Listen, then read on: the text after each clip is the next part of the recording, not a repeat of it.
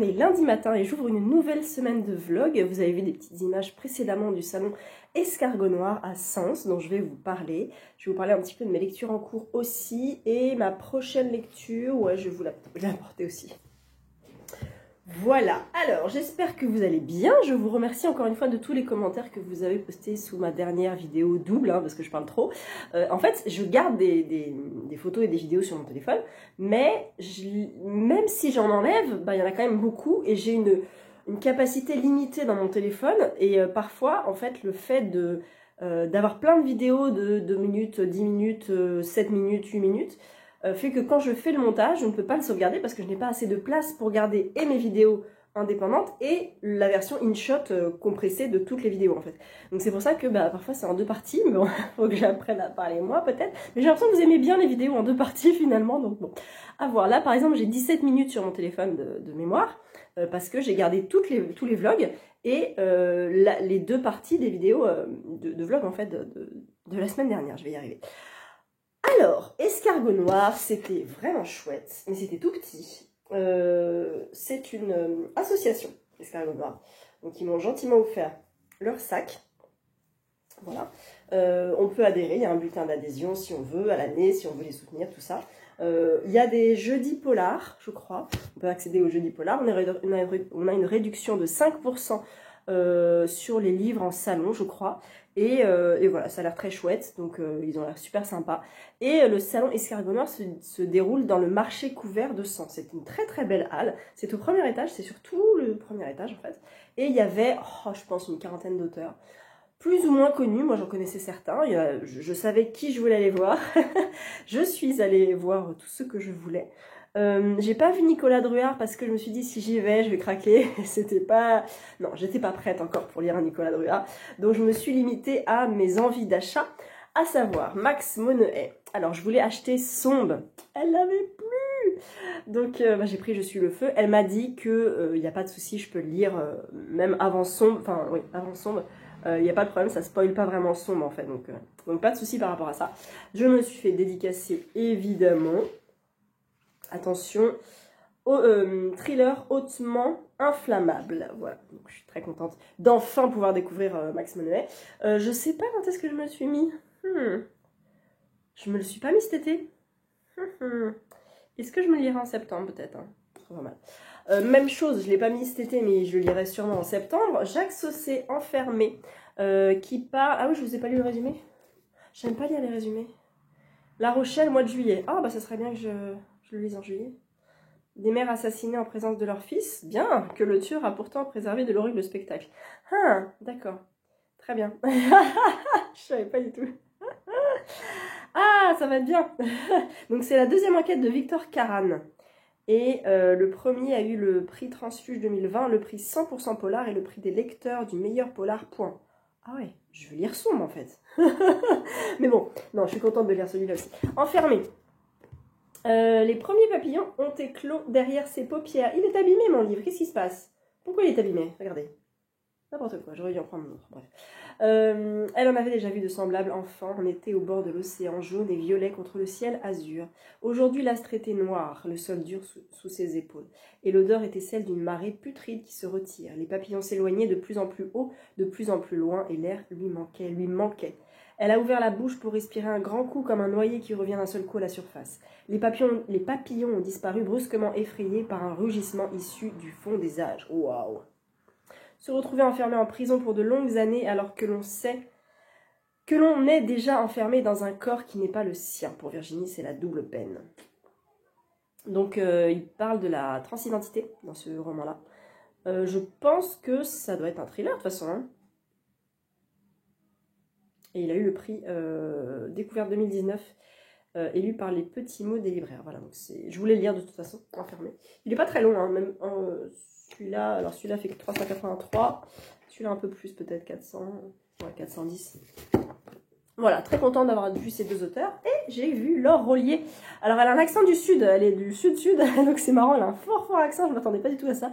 Et donc voilà, j'ai dit que je voulais la lire, ça tombait bien.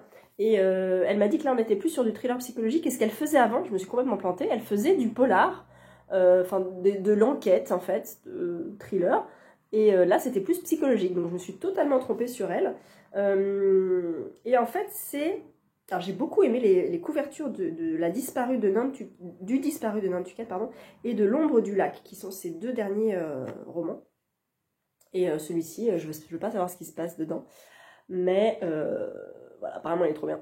Donc, je suis bien contente aussi de l'avoir acheté. Qu'est-ce qu'elle me dit? Le 19 River Street vous réserve bien des secrets. Bon séjour à Seattle aussi, ça se passe à Seattle. Très bien, donc voilà, mes 3 achats plutôt raisonnables du salon escargot noir. Voilà, je suis contente. Ils sont dans la palle, je vais les programmer. Alors, Laure Rollier m'a dit, vous me faites un retour, donc je vais essayer de le lire cet été. Il est court, hein. Grand format, il fait 200... Ah ouais, il est vraiment court. 265 pages. Donc, il sera vite lu, a priori. Niveau lecture, j'ai beaucoup avancé le chaos dans les veines parce que pour aller à Sens, il faut 1h30 de voiture. Donc, 1h30 aller, 1h30 retour. Et en vitesse, 1.4, 1.5. Voilà ce qui me reste. J'étais là à peu près et j'ai écouté tout ça. Voilà, sur 3 heures de voiture, donc c'est plutôt efficace. Comme je prends la voiture aujourd'hui, je vais le terminer et je vais reprendre enfin Les Somnambules de Chuck Wendig, que j'ai laissé en pause depuis plusieurs mois. Je crois que je suis dessus depuis cet été et il est peut-être temps que je termine. Je ne le terminerai pas cette semaine parce que le prochain livre audio que je vais écouter, ça va être Roche de sang en juin avec Estelle et d'autres, je crois, sur Instagram. Voilà, je veux le passer en audio. Moi, je n'ai pas envie de le lire en papier. En audio, il passera mieux, je pense. J'avais hésité, puis finalement, je vais le lire parce qu'avec Estelle, on voulait le lire. Donc voilà, c'est Olivier Ball, j'ai quand même envie de le découvrir. Et j'ai passé ma phase, oh, j'ai pas trop envie d'écouter des polars. Alors qu'en fait, j'en écoute un qui est vachement bien en plus. Donc, c'est difficile à résumer. C'est difficile à résumer parce qu'on est donc sur une double temporalité avec comment dire, dans les années 80 on suit une famille, un juge, une neurologue, je sais plus comment elle est, bref elle est scientifique, et leur fils semble avoir des troubles parce que la mère n'aime pas le fils et on les suit comme ça à travers plusieurs années. Et la mère va disparaître. La mère va partir. Donc laissant le fils et le père. Et laissant le fils avec ses séquelles aussi d'enfant parce que la mère n'a pas été très très tendre avec son fils. C'est des passages assez durs en fait, hein, même à vivre et à entendre en fait. Et en parallèle de ça, on est donc en 2019 sur une enquête d'une femme qui... il y a plusieurs personnes. Hein. Ouais, il y a plusieurs cadavres en fait, dont le cadavre d'une ancienne flic. Et cette flic, en fait, on va la retrouver dans les années 90, tout ça, parce qu'elle a un lien avec cette famille, elle a un lien avec la police, bien sûr, et d'autres personnages secondaires. Donc c'est un petit peu complexe, c'est assez complexe au niveau des personnages. J'aurais dû prendre des notes. À l'écouter, c'est compliqué. Mais c'est vraiment bien ficelé et j'espère ne pas trop être perdue à la fin. Trop être. J'espère ne pas trop être perdue. À la fin de ce livre parce que j'imagine que c'est tellement bien ficelé qu'il faut être très attentif. Je vais le terminer, alors pas ce matin, parce qu'il me reste quand même 120 pages. 120 pages, ça me fait la journée, aller-retour je pense. Voilà, mais j'ai hâte de savoir le dénouement. Je commence déjà à apercevoir des choses, mais je pense que j'aurai pas les réponses. Parce que je m'étais pas posé toutes les questions aussi, en fait. Donc je me laisse embarquer comme ça, mais je me dis pas, ah, au fait, c'est qui qui a tué machin, c'est qui a fait ça. Voilà, juste j'écoute, je passe un très bon moment, c'est bien fait, et je suis vraiment contente d'avoir commencé Cécile Cabannac, et je continuerai avec des poignards dans les sourires. Ah oui, après c'est Requiem pour un diamant, c'est ça, et la petite ritournelle de l'horreur. Des poignards dans les sourires, qui est sorti il y a bien longtemps, mais que j'aurai plaisir à lire. Parce que maintenant je connais le style de Cécile Cabannac et j'ai envie d'y retourner, donc c'est très chouette, très très bien, voilà. Ma lecture papier en cours, c'est Meurtre sous les étoiles de C.A. Larmer, c'est le tome 3 du club des amateurs de romans policiers et je passe un très bon moment. Je suis ici à la page 150 et le meurtre arrive tout de suite, enfin le drame arrive tout de suite puisque notre club est en train d'assister à une projection je l'ai dit déjà je crois. Je l'ai dit, meurtre au soleil de Agatha Christie. Et donc le meurtre est commis, et là c'est l'enquête. Et il y a aussi pas mal de personnages, donc là je prends des notes par contre, mais ça fuse bien, ça se lit bien, on est dedans, donc c'est cool. Il sera terminé a priori mercredi, et du coup ensuite j'enchaîne avec La colère de S.A. Cosby. Et là où je suis contente, c'est que La colère faisait partie de ma palle non prioritaire, et que je vais commencer à lire des livres de ma palle non prioritaire. J'ai commencé même d'ailleurs, puisque Le chaos dans les veines n'était pas dans ma palle prioritaire, mais il était en audio, donc je l'ai passé en audio. Et là voilà, je sens que ça y est, la palle prioritaire diminue vraiment à tel point que je peux mettre des livres de ma palle non prioritaire dedans. Après ça, je lis en lecture commune Sur l'épaule des géants de Laurine Roux. Après, Sur l'épaule des géants, je lis... il est où R.J. et Laurie, je crois, au nord de la frontière. Je vais lire le Aurélie Dupont. Je vais lire... Il est où Âme brisée, aussi. Déjà, tout ça, ça va constituer mon mois de juin. En sachant que le Aurélie Dupont, Âme brisée, n'était pas dans ma palle prioritaire. Donc, pareil, je diminue ma palle non prioritaire. Donc ça, c'est cool. Et voilà, le mois de juin va tranquillement faire baisser ma palle, mais pas trop, parce que anniversaire, donc... je vais recevoir des livres, je pense, pour mon plus grand plaisir. De toute façon, je suis très très contente, mais voilà, c'est très probable. Ce week-end, c'est la Garden Party Charleston. Je vais essayer de pas craquer, vraiment. Je vais surtout voir Jenny Colgan et faire dédicacer le bouquin, mais en fait, j'ai peur du monde qu'il va y avoir. Je pense qu'il va y avoir vraiment, vraiment beaucoup de monde pour elle. Et de toute façon, les filles veulent y aller aussi, donc on fera la queue, on a que ça à faire finalement. Donc je pense qu'on va quand même la voir et lui faire dédicacer. Je sais pas si j'ai envie d'acheter d'autres livres. Alors, Amy Armand, peut-être La fille qui prenait les armes, mais il n'est pas sorti en poche. Il est gros, donc j'ai pas envie, je crois. Angie veut la voir, donc, et Estelle aussi, de toute façon, donc on ira. Mais voilà, j'ai pas de craquage prévu en vue pour ce week-end.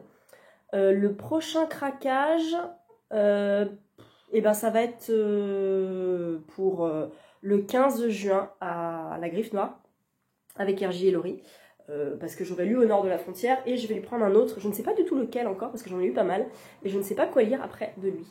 Voilà, je vous laisse là, et puis je vous retrouve un peu plus tard. On est toujours lundi, je suis repassée chez moi pour déjeuner, en fait j'ai commencé à regarder une vidéo de, je ne sais pas son prénom, c'est Les mots de l'imaginaire. Elle publie beaucoup de chroniques, de choses comme ça sur la littérature imaginaire. C'est pas ce que je lis, mais je trouve qu'elle est hyper intéressante dans ce qu'elle raconte. Et là, elle a publié une vidéo disant que les éditeurs nous prennent pour des pigeons. Et elle s'y connaît bien puisqu'elle-même a monté sa maison d'édition, Les Trois Nornes, je crois, qui est consacrée à la littérature de l'imaginaire également. Elle fait des salons, elle fait des dédicaces, tout ça. Donc, elle connaît vraiment le milieu de l'édition et le milieu effectivement de l'imaginaire aussi. Et je vous conseille absolument d'aller voir sa vidéo parce qu'elle parle de toutes les arnaques qu'on subit à cause de certains éditeurs. Alors elle cite aucun nom, mais alors c'est pas je pense qu'elle se tourne beaucoup forcément vers la littérature de l'imaginaire, mais qui n'en est pas forcément. Elle parle de la romantaisie notamment. Elle parle des coûts d'un livre qui ne devraient pas être les mêmes quand c'est imprimé en Chine ou quand c'est imprimé en France. Elle parle de tous les abus en fait de certains éditeurs pour faire payer plus cher les lecteurs. Donc, et je trouve ça vraiment super intéressant. Donc je vous conseille vraiment d'aller voir cette vidéo si vous vous intéressez un petit peu à ce milieu-là et plus particulièrement au milieu de la littérature imaginaire, si vous en lisez. Je suis désolée pour le reflet, c'est mon écran d'ordinateur, vous êtes posé sur mon ordinateur. Mais du coup, voilà, j'ai trouvé ça vraiment intéressant. Et maintenant, je vais me poser la question, où est imprimé mon livre? Est-ce qu'il est imprimé en France? Est-ce qu'il est imprimé ailleurs? Et j'ai regardé un de mes bouquins de la bibliothèque, et j'ai vu que c'était imprimé dans l'Union européenne. Et je crois que j'avais jamais rencontré cette situation, en fait. Pour moi, les bouquins, même français, étaient imprimés en France. Eh ben non. Et même parfois, des auteurs français ont des livres qui ne sont pas imprimés en France pour des coûts moindres et qui sont finalement vendus 22-25 euros. Parfois, il n'y a pas de problème de traduction. Parfois, c'est des petits livres, alors qu'on pourrait payer le même prix pour un livre 400 pages, un peu plus gros, voilà, d'un petit auteur indépendant. Voilà, un petit éditeur indépendant. Voilà, petit message tout simple. J'essaierai de vous mettre le lien si j'y pense. Sinon, c'est Les mots de l'imaginaire. Et sa vidéo s'appelle « Les éditeurs nous prennent pour des pigeons », il me semble. Voilà. On est mardi matin et j'ai pas avancé ma lecture papier, Meurtre sous les étoiles. Par contre, j'ai bien avancé les Somnambules parce que j'ai terminé Cécile Cabannac. C'était trop bien, c'était extra, cette fin était parfaite, hyper bien ficelée.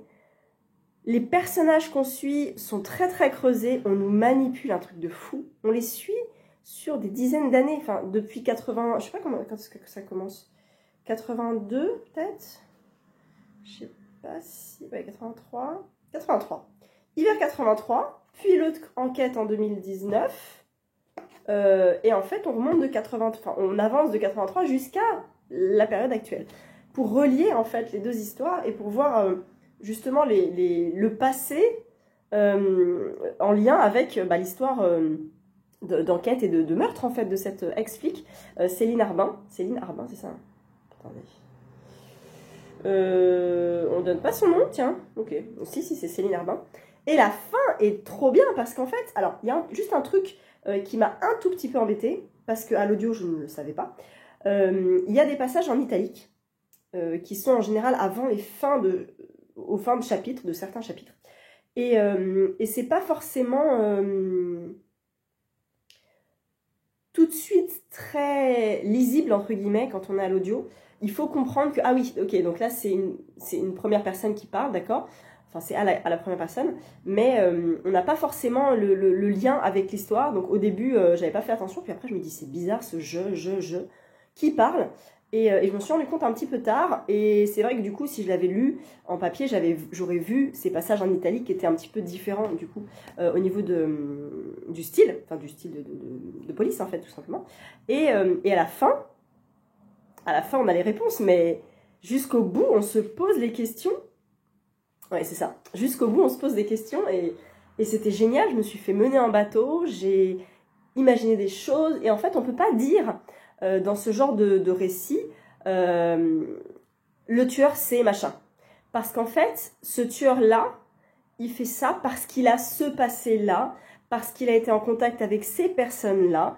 Et c'est pas juste on donne la réponse. En fait, il y a tout un passé. En fait, on s'en fiche de savoir, on ne sait pas qu'on s'en fiche, mais si je vous donne le nom du tueur, entre guillemets, même si bon, c'est pas trop ça, et ben juste ce nom-là n'apporte rien finalement à la fin du récit. Tout ce qui va apporter au récit, c'est toute l'histoire et tout le passé. Et c'est là où Cécile Cabannac est très forte, c'est que elle nous fait partir de 83 pour nous faire comprendre tout le passé des personnages en scène, en fait. Et c'était hyper bien fait. Vraiment, j'ai beaucoup aimé. Donc j'ai hâte de lire Des poignards dans les sourires, que je vais me procurer en salon la prochaine fois que je la vois. Et je suis trop contente. Donc je ferai dédicacer celui-ci. Ça arrive souvent. Si Pocket ne me l'avait pas envoyé, je ne l'aurais pas lu. Voilà. Donc finalement, les envois sauvages ont du bon aussi. Ensuite, j'ai repris la pavasse de l'année, Les Somnambules. Cette couverture est très moche, je trouve. Je trouvais que la couverture grand format était bien plus belle. Et je suis à la page 762. J'ai avancé de presque 200 pages, donc je suis assez contente. Alors attendez, hop. Donc, la pavasse de l'année. Je vais y arriver, hein. Je vais y arriver au bout. Mais voilà, il fait quand même 1300 pages. 1300 ou 1200 1300. Oh, 1300, la vache.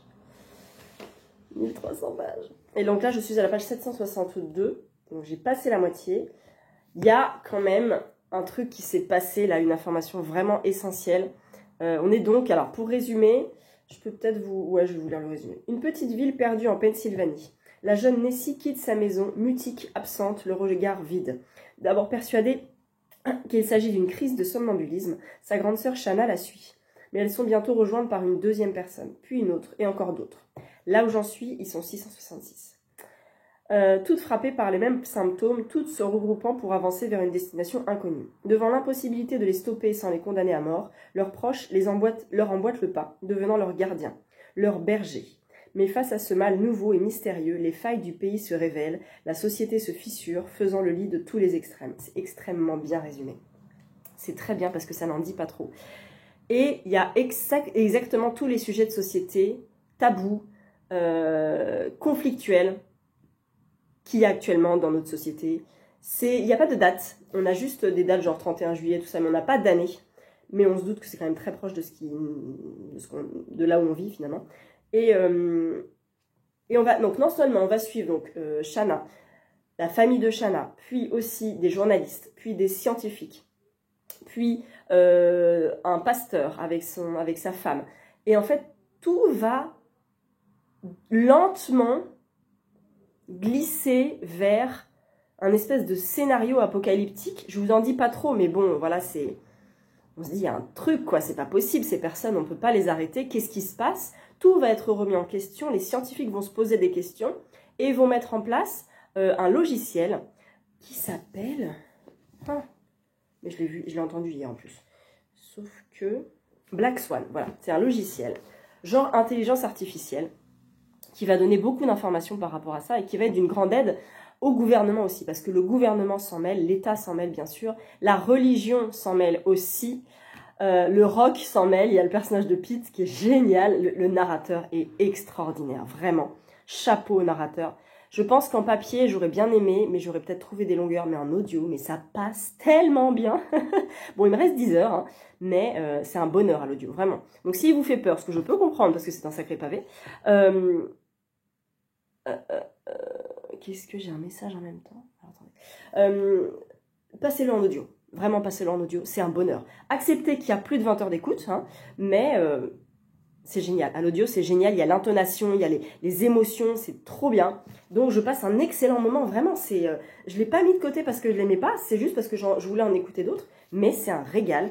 C'est super bien fait, c'est vachement creusé, une psychologie des personnages poussée, mais poussée à l'extrême. Et on avance avec ces marcheurs, on essaie de comprendre parce qu'on ne sait pas nous non plus ce qui se passe. Et là, j'ai eu une révélation, j'ai mis un deuxième post-it. Parce qu'il y a une information très importante qui nous a été révélée, à laquelle je n'avais pas pensé. Et c'est trop bien. Et là, ça prend une autre tournure. Donc, il y a de l'action, puis on installe le truc, on le développe, et hop, on donne une autre information. C'est génial. Donc vraiment... un excellent moment de lecture. Ça va être compliqué à résumer parce qu'il y a beaucoup d'informations, mais j'adore. Voilà. Sinon, j'ai reçu dans la boîte aux lettres le cahier de vacances de Maïté, Mademoiselle Lee. Voilà, je pense que vous la connaissez peut-être. Si vous ne la connaissez pas, n'hésitez pas à la suivre sur Instagram. Elle a beaucoup de contenu très varié et c'est toujours intéressant. Elle a fait un cahier de vacances exprès pour l'été avec plein de jeux littéraires. Mais il y en a plein. Il y a des mots fléchés, des mots croisés, points communs, biographie, chiffres manquants, sudoku littéraire, festival et salon du livre. Quels types d'ouvrages sont célébrés dans les festivals littéraires suivants? Saint-Maur-en-Poche, bah c'est le Poche. Festival d'Angoulême, c'est la BD. Quai du Polar à Lyon, c'est les polars. Les Utopiales de Nantes, c'est la littérature de l'imaginaire. Je crois. Utopiales. Les Imaginales, et bah littérature de l'imaginaire. Et Lire et délire, je ne connais pas. Lire et délire à Cormontreuil. Je ne sais pas. J'ai presque tout bon. Associer ces titres d'autobiographie à la personnalité qui en est l'auteur. Qui sont-ils? Oh, fastoche. Fastoche. Baudelaire, Zola, Flaubert, Proust, Molière, Hugo, Maupassant, Rimbaud. A priori, j'ai tout. Peut-être je me suis trompée. Auteur ou autrice? Les raisins de la colère, Beloved, Sur la route. Oh, trop bien, mais c'est trop bien. C'est trop bien, parce que c'est que sur la littérature, quoi. Il n'est pas très gros, mais c'est pas grave. Il fait 70 pages, il y a toutes les solutions à la fin, bien sûr. Et il est au prix de 7,90 €, ce qui n'est pas excessif. Et, mais il n'y a pas de pub, hein, bien sûr. Donc c'est trop bien. Et on parle même pas Ah si, blogueuse littéraire depuis 2017, sous le pseudo de Mademoiselle Lee, mais nombreuses... 2017 seulement? Je pensais beaucoup plus. Échange quotidien avec d'autres passionnés de livres m'ont aidé à concevoir ce cahier de vacances. Mêlant quiz, mots croisés, sudoku littéraire, charade ou encore devinettes, j'ai voulu proposer un objet à la fois ludique et instructif qui, je l'espère, vous permettra d'apprendre en vous amusant. Au programme, 3 thématiques pour parler à chaque lecteur. Classique, contemporaine et jeunesse. Ah, c'est cool ça. Ah oui, au début de chaque page, il y a la thématique, soit jeunesse, soit classique, soit contemporaine. Donc c'est trop bien. Trop contente. Ça, pour les vacances, ça va être trop bien. Trop, trop bien. Voilà, je vous reprends pas demain, probablement jeudi, et il fait pas beau. Il fait pas beau. Et voilà, nous sommes jeudi après-midi, et je vous prends 5 petites minutes parce que je cours partout. Je viens vous dire que j'ai terminé Meurtre sous les étoiles depuis le temps, que j'ai bien aimé, mais j'ai trouvé qu'il y avait quelques petites longueurs dans ce tome 3, notamment dans la deuxième moitié. Alors au début c'est hyper intéressant parce que l'enquête arrive tout de suite, on est tout de suite plongé dans l'enquête des amateurs de romans policiers, du club des amateurs, parce qu'ils vont mener leur petite enquête sur cette jeune femme qui est décédée, qui s'appelle Kim, je crois. Pardon, Kim, oui c'est Kim, attendez j'ai un doute. Pourtant je l'ai noté parce que elle le dit, on en parle au début. Et, oui, Kat, pas du tout Kim, avec un K. Pardon. Kat Mumford, qui est donc décédée lors de la projection d'un film en plein air. Et on va essayer de reprendre un petit peu cette enquête. Donc on va suivre un policier. Et en fait, le personnage d'Alicia va aussi avoir dans ses connaissances un policier, puisqu'elle ramène à cette soirée un flic qui s'appelle Monsieur Jackson, et qui est flic, et qui va donc enquêter par la même occasion, qui va dire, voilà, ok, moi je suis flic, je peux enquêter sur cette affaire. Et donc ils vont être mêlés finalement un petit peu dans cette enquête. C'est hyper dynamique au début, et puis après, c'est pas que ça se tasse, mais on va voir pas mal de monde, donc il y a beaucoup de personnages, j'ai pris des notes, j'ai bien fait, jusqu'à remonter vers certaines informations auxquelles on ne s'attendait pas forcément, des petits détails de vie du couple en fait dont la femme est décédée, et à la fin c'est plutôt bien fait je trouve, parce que j'aurais pas du tout pensé à ça. Donc finalement une bonne surprise, même si quelques longueurs sur la deuxième moitié.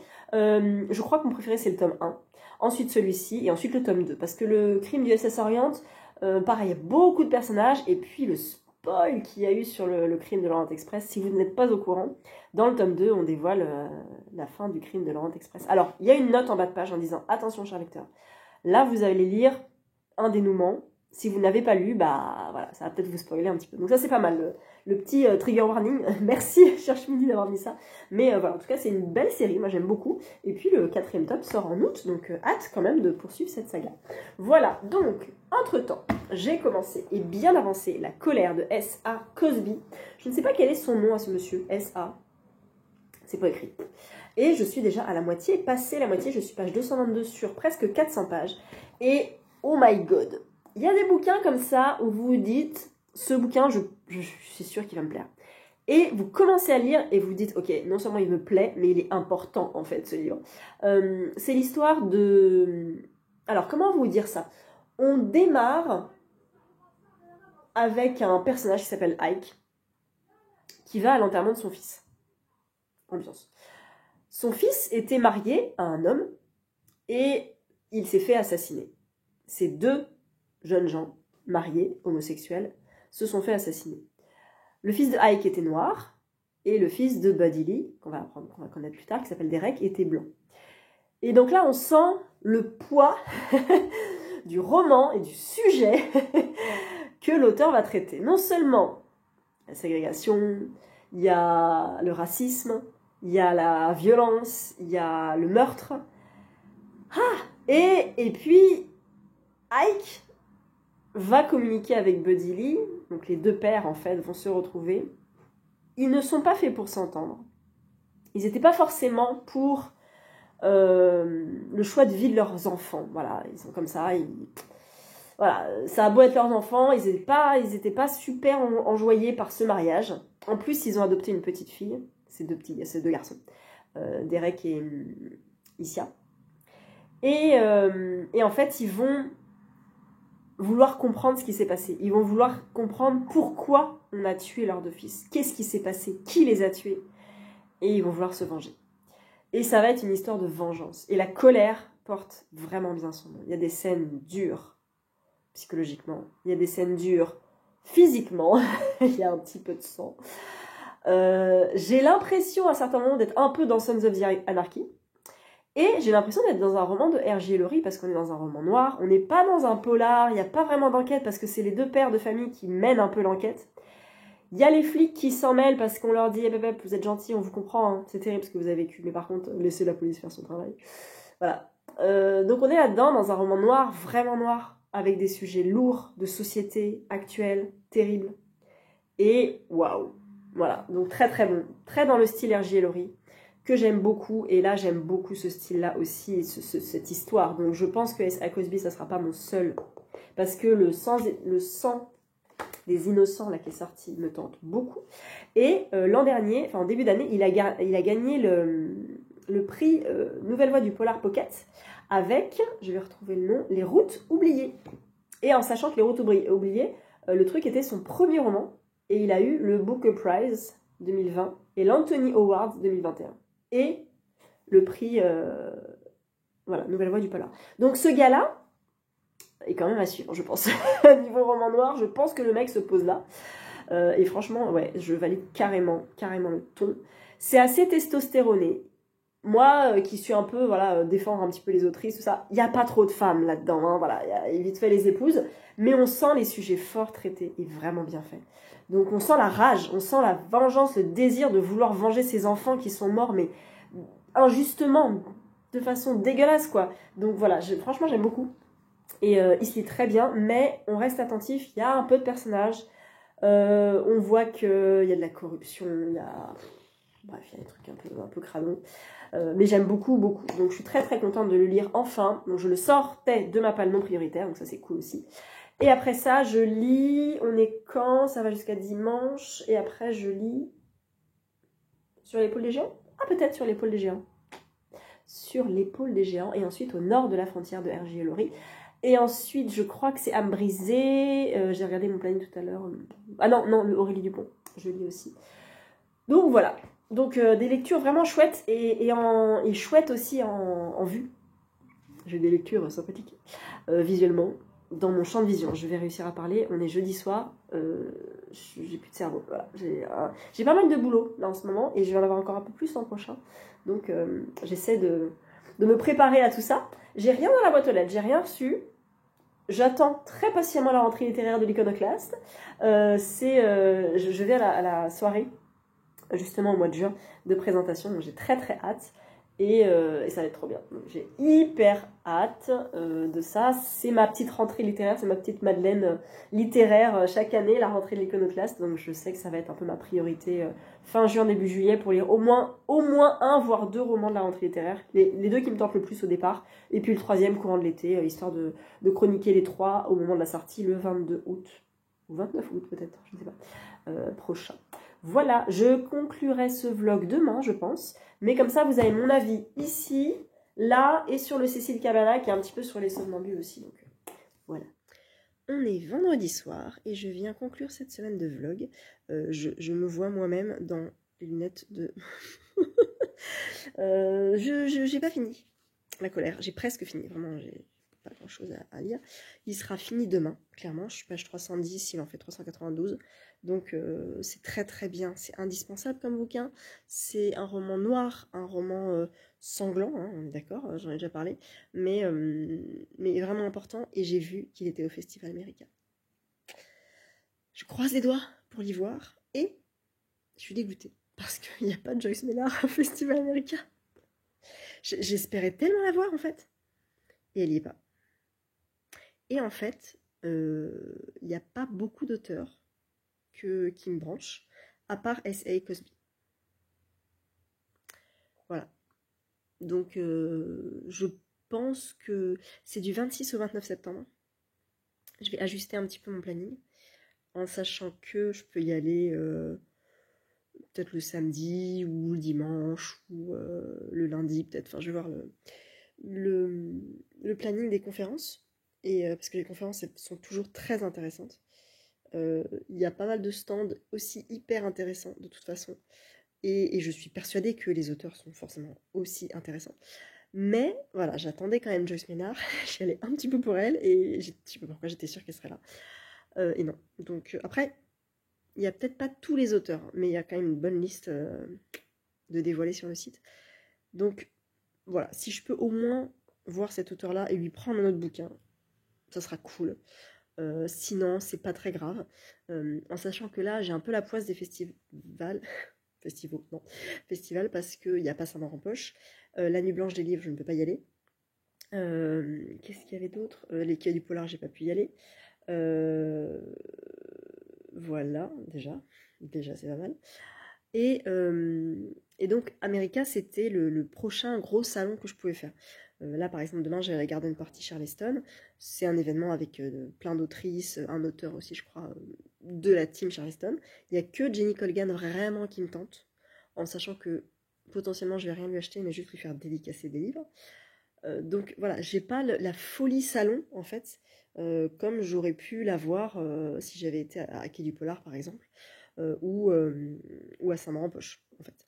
Alors, Saint-Maur enfin la Griffe Noire fait des week-ends là en juin, le 8, 15, 16 et 22 juin. Des rencontres avec plein d'auteurs, donc je vais essayer d'y aller le 15, parce qu'il y a R.J. Ellory, et que j'aurais lu au nord de la frontière. Et il y a Nadine Monfils, que je n'ai jamais vu en dédicace. Et je me dis, ça tombe hyper bien, vu que j'ai lu Marguerite et Georgette et que j'ai adoré ce tome 2. Le tome 1 aussi, j'ai le tome 3. Je vais voir s'il y a moyen d'emmener le tome 3 en dédicace. S'il n'y a pas moyen, c'est pas très grave, je prendrai le tome 4 et je le ferai dédicacer. Mais voilà, si je peux amener au moins un livre à moi et lui acheter le tome 4 éventuellement, ça serait cool. Et puis je prendrai un nouveau R.J. Ellory là-bas. Mais c'est les deux seuls auteurs que j'ai envie de voir le samedi 15. Donc voilà, c'est pas le gros rassemblement d'auteurs qui m'intéresse. Et en même temps, tant mieux pour ma palle, elle s'en portera d'autant mieux. Mais voilà, j'ai un peu la poisse salon cette année. À la rentrée, ça devrait aller un petit peu mieux. Je vais essayer d'aller à Mulhouse. J'aimerais bien motiver les filles pour retourner à Brive. Et parce que Virginie Grimaldi n'y était pas l'an dernier, comme elle a sorti un bouquin, elle va peut-être y être cette année. Enfin, voilà. Brive, en fait, c'est le salon des auteurs qui ont sorti un livre dans l'année. Donc, potentiellement... Et puis alors, il y a une grosse sortie qui arrive fin août, c'est le nouveau Olivier Norek. Donc, à mon avis, il va faire des salons aussi. Il va être pas mal vu. Et il faudra que je lise aussi son bouquin. Mais fin août, c'est chez Michel Lafon. Je ne suis pas partenaire de Michel Lafon. Mais je l'achèterai probablement. J'essaierai de le lire, en tout cas. Clairement. Donc voilà. Sinon, j'ai regardé la chaîne de Margot Liseuse là, et c'est assez rigolo parce qu'elle a une vidéo qui s'appelle Share the Love, où elle parle de plein de booktubeurs et booktubeuses qu'elle suit. Et c'est rigolo parce que Margot, elle est là depuis tellement longtemps qu'elle connaît finalement des personnes qui étaient là il y a longtemps aussi sur Booktube. Et moi, je suis sur Booktube depuis pas très longtemps, mais je suis Booktube depuis le début où je suis sur Insta, donc depuis 8 ans. Finalement, donc je connaissais plein de booktubeuses et booktubeurs qui ne sont plus sur la sphère booktube, mais qui m'ont marqué en tant que lectrice. Et ce qui est rigolo, c'est qu'aujourd'hui j'ai tourné moi-même la vidéo de l'été sur des booktubeurs et booktubeuses que je suis. Petit spoil, voilà, vous aurez une vidéo là-dessus. Et j'ai toute une liste de tous les abonnements, en fait, toutes les personnes que je suis, point de vue littéraire. Et il y a certains abonnements que je suis depuis très longtemps.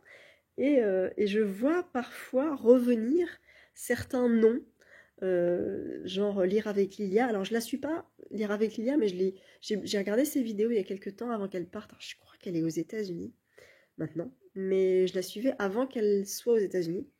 Je suivais aussi Johanna, A Book Around the Corner, Johanna Marines, qui écrit des bouquins maintenant, qui était sur Booktube. Et en fait, toutes ces personnes-là ne sont plus forcément soit sur Booktube, soit sur les réseaux, mais ont marqué une génération Booktube quand même. Donc c'est assez rigolo parce que Margot en parle de certains. Et puis ça donne des idées aussi. Donc j'ai fait la même chose, mais sans forcément regarder la vidéo de Margot. Je ne savais pas qu'elle avait fait ça. Moi j'avais cette idée-là de faire une vidéo des gens que je suivais sur Booktube, parce que ça peut donner des idées de nouveaux contenus si vous cherchez voilà, des nouvelles vidéos et de nouvelles personnes à suivre. Donc c'est tourné, ça sera programmé pour juillet a priori. Voilà, je vous laisse là. Demain, je retrouve les copines, ça va être cool. Je commencerai du coup le vlog de la semaine prochaine avec ces images-là. J'espère pas craquer, hein. Attention, si vous voyez cette vidéo, je ne veux pas acheter de livre demain. Voilà, ma palle est à 11. Elle va bien. Voilà, on va limiter les dégâts, on va essayer. On va tenter. C'est pas gagné, hein, mais on va tenter. Donc je continue les vlogs la semaine prochaine, tout le mois de juin, et puis ça s'arrêtera, je pense, tout début juillet pour enchaîner avec les vidéos de l'été. Et puis je ferai aussi un petit vlog l'été de toute façon. Voilà, et bien écoutez, je vous souhaite de belles lectures et je vous dis à bientôt.